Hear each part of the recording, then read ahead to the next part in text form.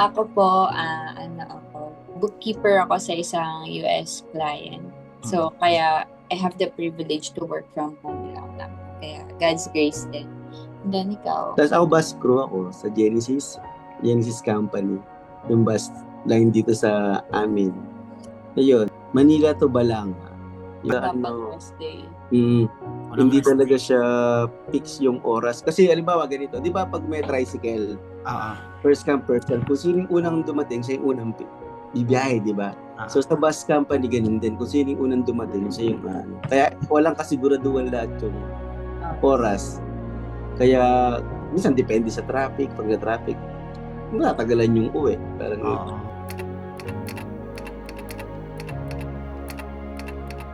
pre, walk the talk talaga. Kumbaga, pagka nilakaran mo yung sinasabi ng Diyos, parang natural flow na lang yun.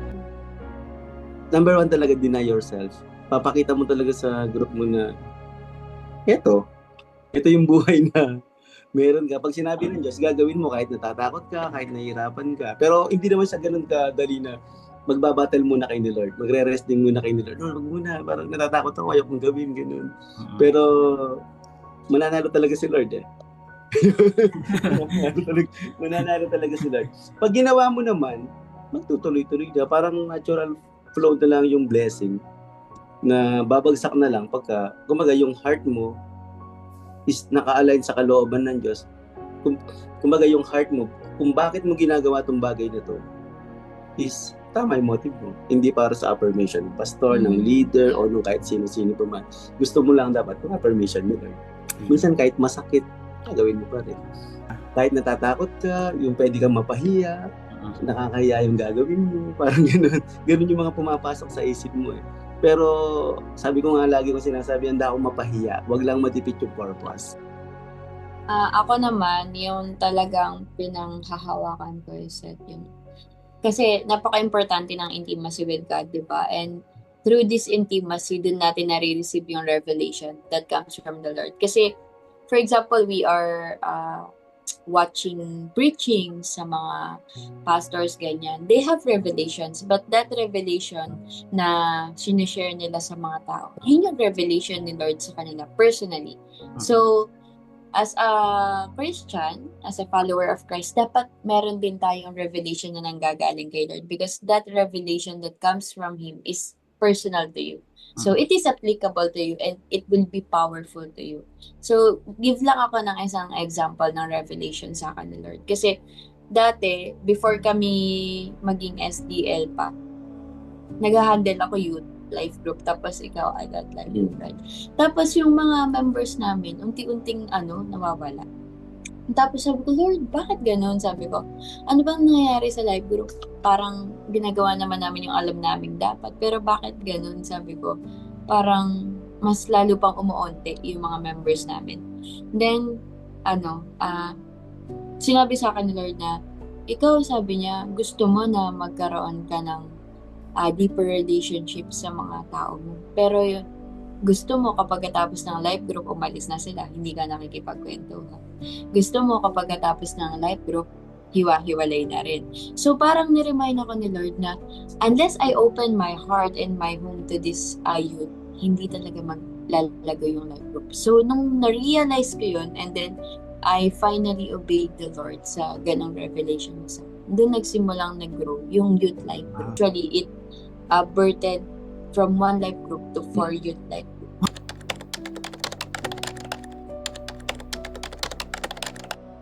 Yun nga, di ba, yung primary vision talaga is to fulfill the Great Commission. So, hindi kami din as an area, yun din talaga yung vision namin. Pero right now, this year, di ba, ang stats namin is tag dito, 200. So, yung vision namin ngayon is to reach 300. But, praise God kasi, kumbaga, yung vision na yun is really communicated na yung mga tao. Actually, dun pa lang po sa vision na to fulfill the Great Commission, go and make disciples. Kapag na-communicate po yun na maayos sa mga tao, it will just become a lifestyle Especially sa mga taong nakakaintindi talaga. Kasi outreach shouldn't be something you do because binabasa yun ng pastor. Outreach shouldn't be done kasi program ngayon, Go LG ngayon. No, it should be a lifestyle because yun yung vision natin. Yun yung, tawag dito, commission na na-receive natin from the Lord. So, it should be a lifestyle. Ang sinasabi nga ng mga bata, bakit ganun, no? Parang kapag lumabas ka, parang dati ang target lock mo lumpia, ngayon tao. Na ma-sharean mo yung tao na yun. Di ba? Anong dapat yung lifestyle?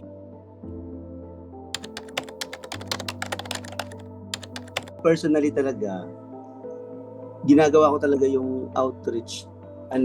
Ganito. Yung, ewan ko nakwento ko na dati sa inyo to yung nandun. So ako nagbabike talaga ako. Minsan, yung exercise ko, hindi lang ako basta nag-exercise, kundi yung casting net na sinasabi. Pag meron na on target place, lagi kong pupuntahan yun, magdadasal lang ako. Tapos after mga ilang days, tapos ayun, maghahanap ako ng mga tindahan, ganun, kung sino pwede kong makausap doon. Alam mo, wala ako talaga akong kilala sa lugar na yun. Tapos doon bibili ako intentional kung gagawin niyo. Tapos makipagkwentuhan na ako. Tapos hindi ako papayag na hindi ako makapag-share dun sa na yun. Kasi eto na yung kumbaga after ng prayer, dapat lalagay mo sa action. Magkwentuhan lang. Normal na kwentuhan lang. Kumusta po dito? Pabili po. Kailangan i-bless ko muna yung tao. Kasi ang dali pag ikaw yung nag-bless di ba? Parang may trust na kagad siya sa'yo. Parang yung heart niya parang lumalambot na. Kahit na hindi mo gusto yung bibilin mo talaga. Para ma-bless mo lang. Para makakonect ka lang ba? Amen. Ganun. Connection. Ayun. Halimbawa, tindahan to, bibili ako. Tapos kwentuhan lang. Tapos unti-unti na nag-share na ako ng Word of God. Testimony. Yun, maganda yung testimony. So, hindi ka talaga pupunta dun na bibiglain mo talaga mag-share po. Hindi. Kumbaga, hindi ko talaga ginagawa yun. Kasi minsan marireject ka dun. Pero pag, pakunti-kunti, taga dito kayo, te? O kaya taga dito kayo, kuya? Ganyan. Mga normal na kwento ba? Tapos hanggang mararamdaman mo naman yung parang itinutwist mo na konti-konti. Sabi ko, tatanungin ko lang siya, te, o kaya kuya, ano po yung the best na regalo matatanggap niyo sa buhay niyo? Sabi ko, ganun yung mga tanong ko. Tapos, papasok ko na talaga nun. So, ginagamit ko lang madalas minsan sa pag-share ko yung Romans 6:23. Ito yung kid, di ba? For the wages of sin is that but the gift of God. Yun. Yun lang yung gagamitin ko. Tapos, siyempre, bridge diagram na yun. Tapos kukunin ko na yung number niya. Tapos, minsan, pag di niya binigay, dadaan-daan lang uli ako doon. Dadaan lang ako doon. Maghahanap pa rin ako ng masisharean ko doon sa lugar na yun. Amen. So, ayun. Ganun ko lang siya ginagawa. Minsan, nag-plant ka lang. Hindi ikaw yung mag-harvest. Basta lagi ko lang talagang nag-share lang ako na nag-share. Minsan, Just preach. Preach lang ng preach. Kasi, di ba sa Bible, si Apollo, yung Apollos yung nagtalim tapos si Paul yung nagdirect. Parang gano'n, nakalimutan ko lang, basta yun. Pero yung Diyos yung mag-harvest. So, yung goal ko is to preach the gospel. Hindi ko na, kung mako-convert sila ng Christian, mas okay. Di ba? Pero yung role natin, yun lang gagawin talaga natin. Preach, share. Kasi, what you sow, you reap. Pag nag-plant ka, may araw pa nga anihin. Yeah. Amen. Minsan, dadating na lang yung harvest. Dito ka nag-plant, pero doon ka mag-harvest. Yeah. Yun. Basta maging lifestyle mo lang yun. Kumbaga, ako ginagawa ko yun, sa totoo, hindi dahil utos ng pastor, hindi dahil merong event, hindi dahil merong ganito o ganyan na mag-share, hindi. Once na lumabas ako, kasi yung para sa akin, yung Great Commission, yung mission vision natin, hindi lang siya kinakabisado. Yes. Dapat nilalakaran. Yeah. Daling kabisaduhin yan pero lakaran mahirap. Pero pag nalakaran mo na yun, madali na. Amen. Una, nakakahiya talaga. Nakakahiyang mag-share. Marireject ka, ganito. Pero pagka yun, nilakaran mo talaga yun. Tapos, ayun yung naging lifestyle mo, hindi ka na mahirap. Si Lord na yung magbibigay ng harvest.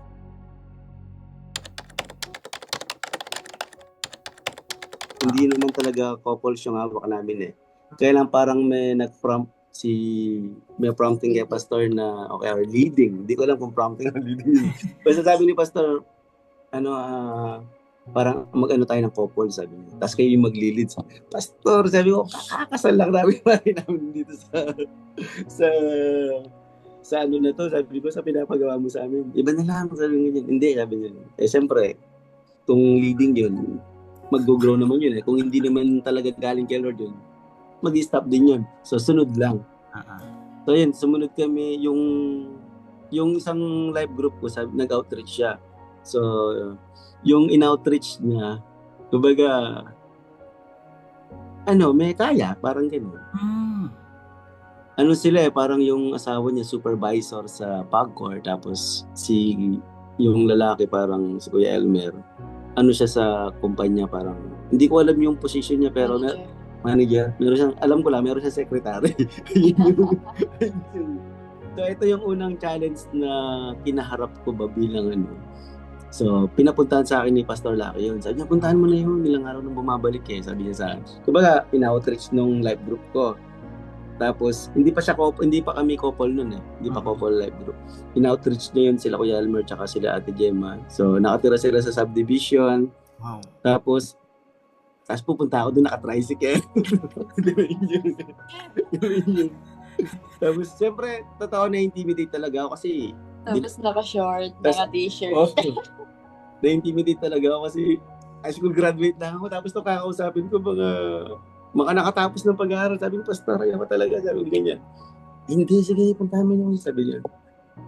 So, yan, yung sinabi ni Lord, di ba? Hindi kita binigyan ng espiritu ng kaduwagan. Yeah. Hindi, espiritu ng pag-ibig at kapag. So, ayun yung parang sa akin lagi na. Sige na nga, sabi ko. Kumbaga, para ma-overcome ko yun, yung sarili ko, pinasubo ko na. Sabi ko dun sa live group, puntahan na natin yun. Sabi ko, sige, sabihin mo kailan. Sabi ko, kahit natatakot ba ako, para para matapos na. Kasi kung di ko harapin to, wala ding mangyayari So, ayun. Tapos punta kami dun. Walang tigil yung dasal ko mula paglabas ng bahay, gano'n. Pastor, dumaan muna ako kay Pastor. Pag-pray mo muna ako, sabi ko, bago ako pupunta dun. Ayun, doon sa madaling salata, nakarating kami dun sa talagang ayaw bumuka ng bibig ko kasi yung kaba ko walang tigil Sabi ko, nagpipray pa din ako, Lord. Dinala mo ko dito. Sabi ko, di mo naman siguro hayang walang mangyari. Sabi ko gano'n. So, ayun, sa madaling salita, mga 1 hour siguro kami dun. Wow. Hindi ko na mataste, parang gusto ko nang umuwi. Sabi ko, kuya, alam ko, magpapahinga na kayo, mga 7 na ng gabi yun mga 8 pala, mga 8 na ng gabi. Pwede pong pakitawag si ate. Pati yung asawa niya. Target ko lang yung lalaki. Kasi yun yung nag-ate na yung asawa niyang babae, Catholic talaga. Sabi ko, pakitawag po si ate, sabi ko. Tinawag niya naman. Lakas ng loob ko, inutusan ko pa yung... Sinare ko na yung bridge diagram. Sabi ko, bago po kami umuwi. Share ko lang ito, sabi ko.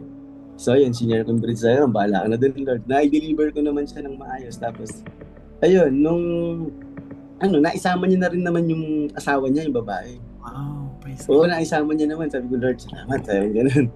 Pero talaga sila, parang reserve. Tapos nung nagpunta ako doon, yung lalaki nakaganon lang. Mukhang polis. Isang tanong, isang sagot. Tapos minsan pagka di niya gusto yung parang gagawin lang. Sabi ko na nagagawin ko dito. Sabi ko. Yun, nakaka-intimidate talaga. Tapos siguro, talagang sila doon kumikilos doon. Pero ginawa ko lang yung part ko. Yung sinasabi ko kanina, gawin mo na yung part ni preach. Si Jesus Christ, bahala na yung kasunod. Ayun yung mga experience ko na yung mga may kaya.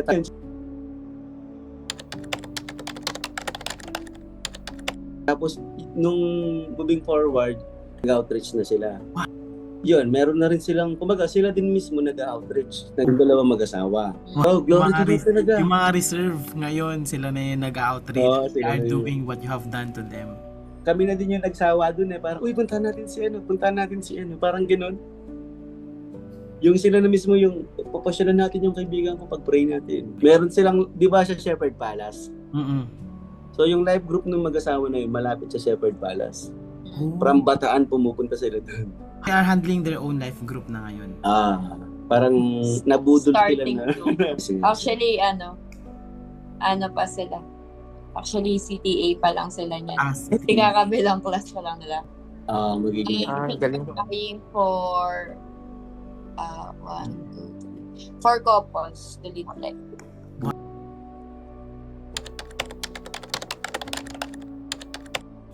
Actually, napakahalaga po talaga ng mentoring sa leadership. Kasi, I think yung isang life group cannot really grow without mentoring. Kasi, dito mo binibuild. Kasi, di ba, ang vision nga natin is to go and make disciple, not just to go and make Sunday service attendees. Kaya, ang mentoring is very important para makuha mo yung vision mo na yun, na vision ni Lord na maging disciple yung mga tao.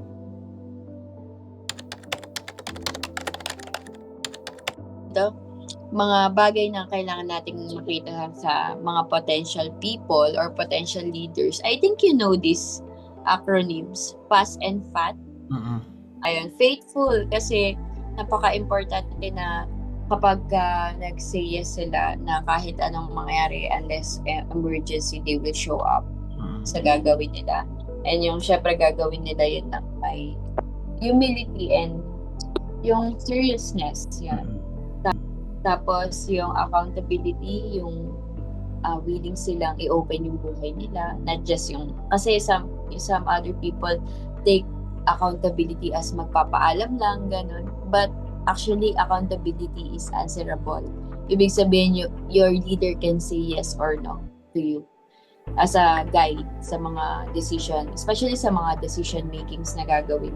Kasi somehow this is covering. So, it's also a sign of humility ng isang tao kapag accountable siya, na open yung buhay ko sa inyo, you can speak to us directly. So, ibig sabihin, they are also teachable and submissive, di ba? So, the other thing is flexible, available, and trustworthy. Yung sa flexible naman, yung kahit na, for example, may life group kayo, tapos wala yung praise and worship leader, na-assign ka as usher. Bakit ako praise and worship leader? Pero, yung makikita mo, wala tayo. Sige, pwede ako dyan, try natin, kaya pa ba? Yung mga ganang character, kasi kapag dito lang ako, somehow convenience, serving by convenience, na kapag makikita nila na mahihirapan sila, ayaw na nilang gawin. Ibig sabihin, di sila open sa challenges. Yes. So yun, things to consider. Available. Ang tao, kahit na sobrang galing niya, matalino siya, they can do all things, but if they are not available, they cannot commit in this schedule, in these gatherings, you really cannot use them. So availability is very important, and higit sa lahat din trustworthy. So yung alam mo na sa lahat ng pagkakataon mapagkakatiwala, and he will do his part according sa binigay na portion sa kanya. Yan.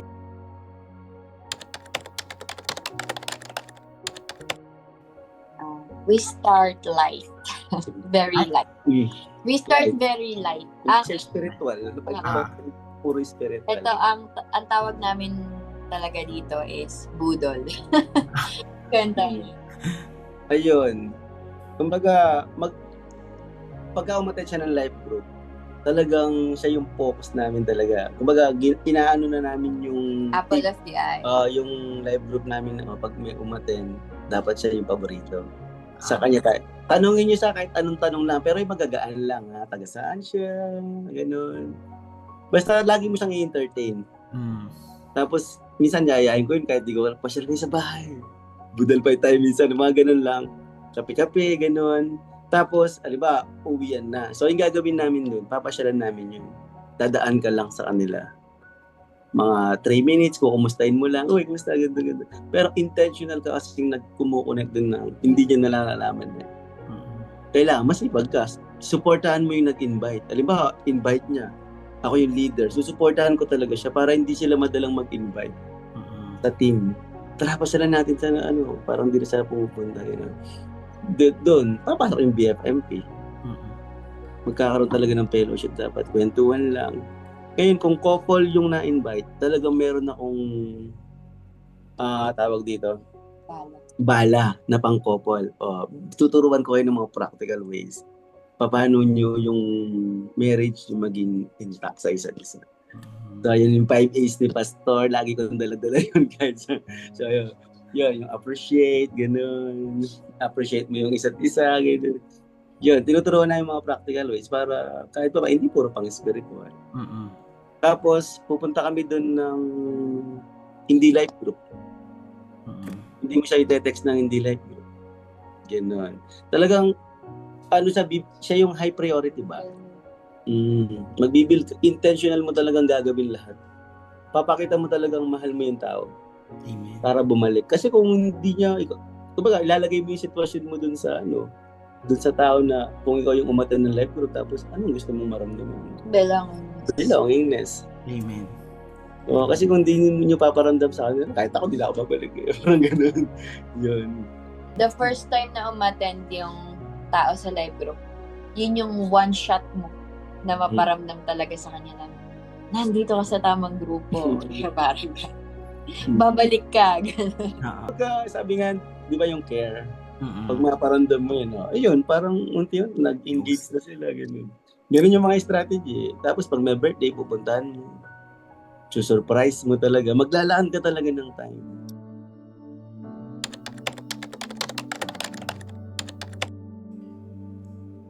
For me kasi, one of the biggest challenge na face namin is personally muna. Nung kinasal kami, nagka-baby kami. So, ang laking challenge nun. Kasi, galing kami sa single, tas may baby. Devotion mo, hindi mo na siya nagagawa na. Katulad nung single ka, different na kasi may asawa ka na. Tapos may baby kami.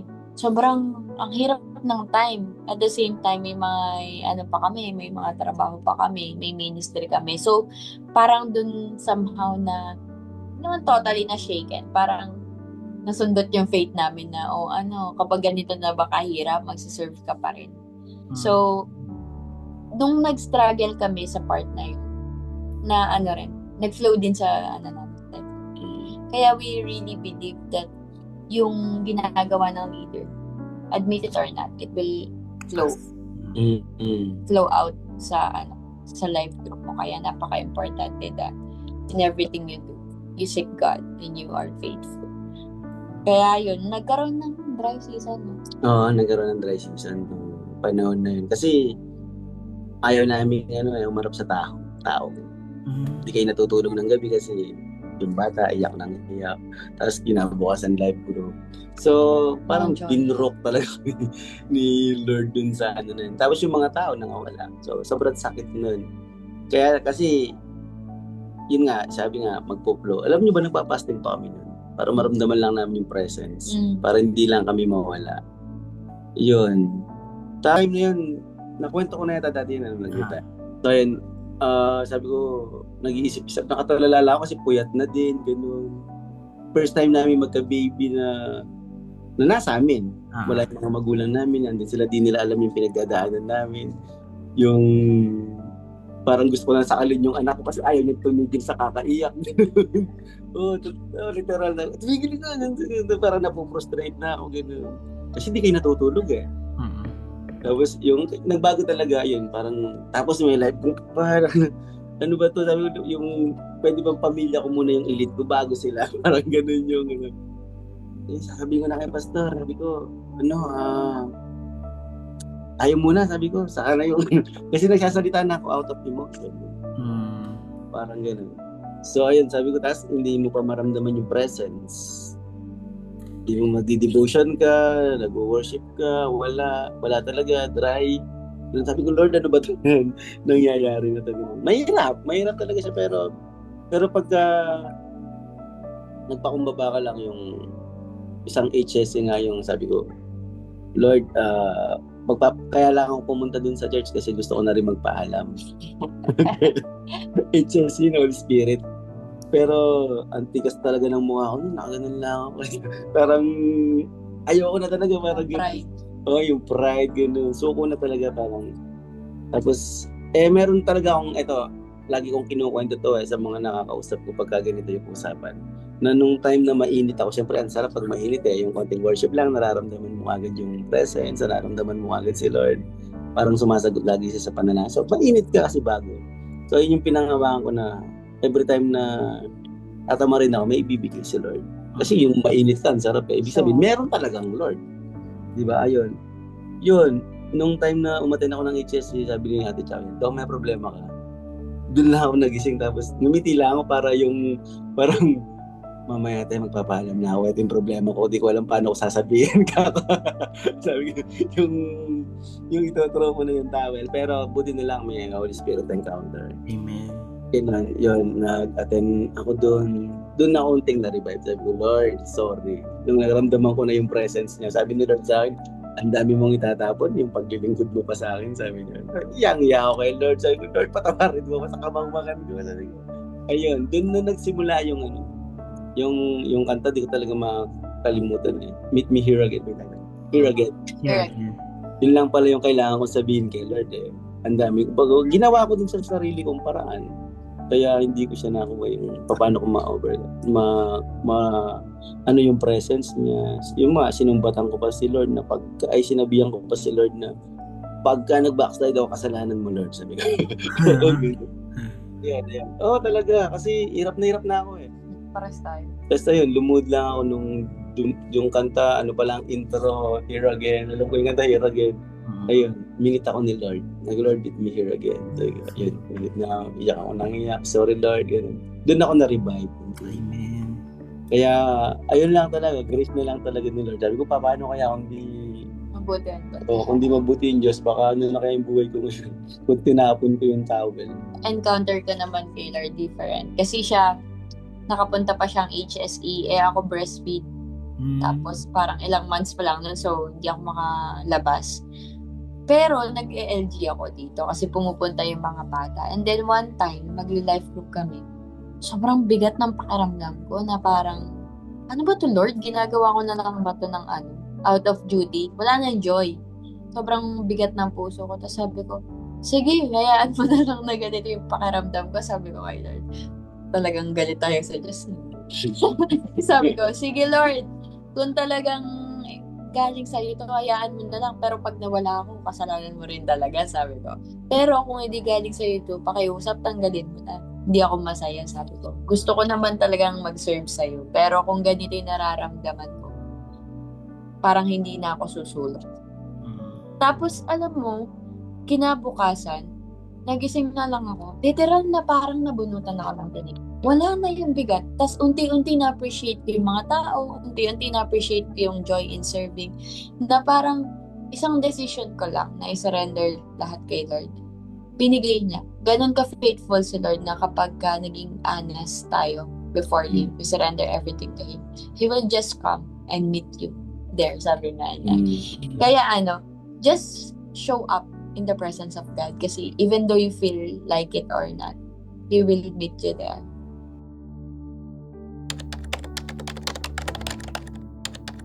So, ayun. Ito, huwag kayong titigil.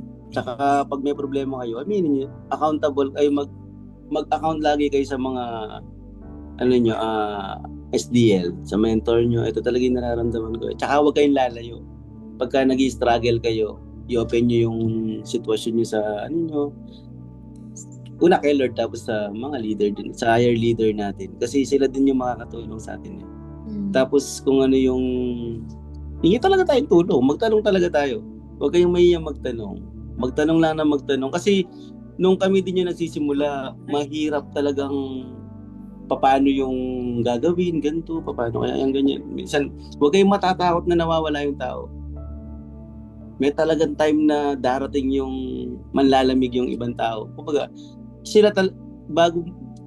bago nyo ituro yung daliri natin sa mga member, sa atin muna. Ano kaya yung problema, Lord? Ganun. Kasi lagi natin tandaan, ang laman ng Diyos yung mga tao. Ibinigay niya nga yung kaisa-isa niyang anak di ba? Jesus Christ. Yung bawat taong dinadala sa life group natin, mahal ni Lord. Mahal ng Diyos yan kasi dugo ni Kristo yung pinambayad yan Maging faithful tayo dun sa mga yan. Sabi ko, kahit ito, pangit yung ugali, magandang ugali nito, mapagbigay ito kuripot, madamot, ganun, chismoso to. Kahit ano pa yung ugali ng tao yun, mahalin natin. Kumbaga, kahit yung pakonti-konting respeto sa kanila, ganun, magpo-form ng feelings yun eh. Tapos yung feelings na yun, pag lumago, magiging love. Ayun, ituloy mo lang na kahit ganito yung ugali nito, pakitaan mo lang lagi ng pagmamahal. Yun lang. Tapos, huwag kayong titigil. Amen. Ako yun talaga yung natutunan ko. Kasi si Lord, pag sinimulan niya, tatapusin niya talaga. Kung makikipag-partner ka kay Lord, ayun, galago yung life group mo. Tsaka pagka talagang i-deny mo na yung sarili mo. Yung sarili mong pride, yung sarili mong emotion, yung comfort mo, yun. Tsaka, kumbaga, yung anak mo hindi mo bibigyan ng 2,000 kung 2 taon lang siya. Sisirain niya lang, itatapon niya lang, pababayaan niya lang. So, si Lord ganun din. Kumbaga, pagka ready na talaga tayo, ibibigay niya lahat yun. Yes. Yung harvest na kailangan natin. Tsaka, lagi lang tayong magpakita, wag natin ika-cancel yung life group. Kahit 1 tao lang yung dumating, kahit yung 4 na, even yung korte mo hindi dumating, itutuloy mo yung live group. Ako yun talaga yung natutunan ko. Mag-build ka ng culture na laging, ay aatin yan. Ay darating yan. Yung ganun. Para once na tinatamad na yung iba, halimbawa masama yung panahon, ganun. Maulan, ganito. Ay pagka cancel natin, may nagsabi, ikaw na live group leader, dapat di mo ka-cancel. Kahit ikaw na lang mag-isa, tutuloy mo pa rin. Para patanim sa isip nila, ay, ituloy ni leader yan. Dating tayo, wala tayong magagawa. Parang yan. Kasi yung authority mo, binigay ng Diyos yun. Lagi mong tandaan. Kaya yun, pag pinag-pray mo yun, bahala na si Lord. Basta tayo, maging faithful lang tayo. Ako, always ask the Lord. Especially kapag nagsisimula. Siyempre, mas lalo na kapag matagal ka na. And, lately kasi, God reminded me, God is a God of details. Imagine, di ba, how Noah built the ark. Paano ginawa ng mga tao yung templo? Because God is a God of details. So, everything you are asking from Him, if you are not sure, ask the details. Lalong-lalo na kapag nagsisimula ka ng life group kung hindi ka sure. Kasi, meron na talaga tayong mentor, yung Holy Spirit.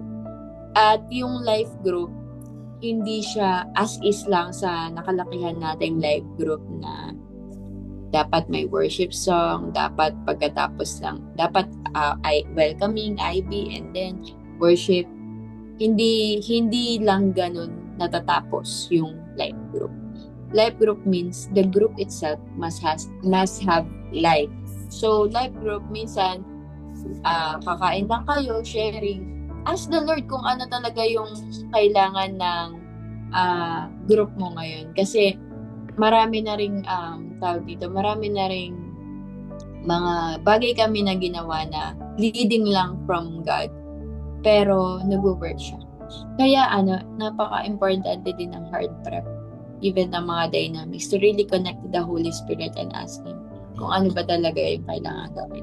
Kasi above all the things that we do, ang importante lang talaga din is we meet the presence of God.